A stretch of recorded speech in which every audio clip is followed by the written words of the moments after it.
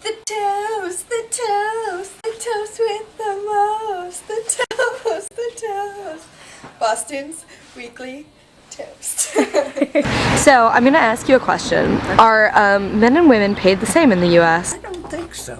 I know that they haven't been in the past. I think it's pretty generally accepted that women make substantially less than men on average for doing the same jobs. Which is insane.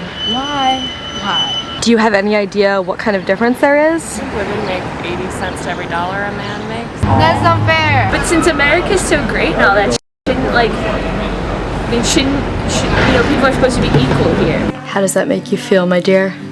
It makes me feel like working harder to, exceed that limitation. And you know, what happens if no matter how hard you work, you're never going to be paid equally? It's not fair. The common macroeconomic explanation for the wage difference is that an employer will look at a woman and say, I'm going to lose her for her childbearing years, which are crucial years, of course. It doesn't really make sense. Most people leave after a few years. That's just the way it is now.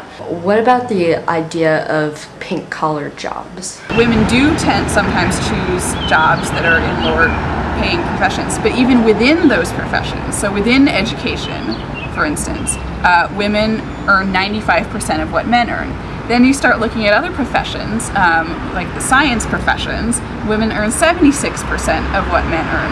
So it's not just that women are choosing the wrong professions. There are lots of other things. A friend of mine is actually working on this, and if you hold everything constant, you find that women who have children will be paid less than women without children, and significantly less than men without children. Whoa, maybe we need to figure this out, because people keep having children.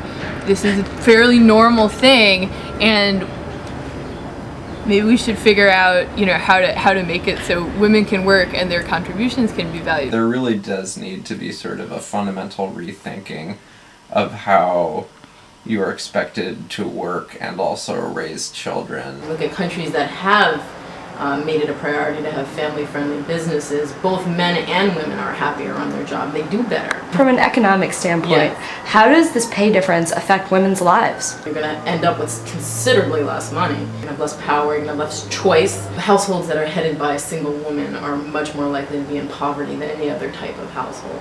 Danielle, if we were to pay women more, if we were to pay them equal to men, wouldn't companies just not have enough money anymore?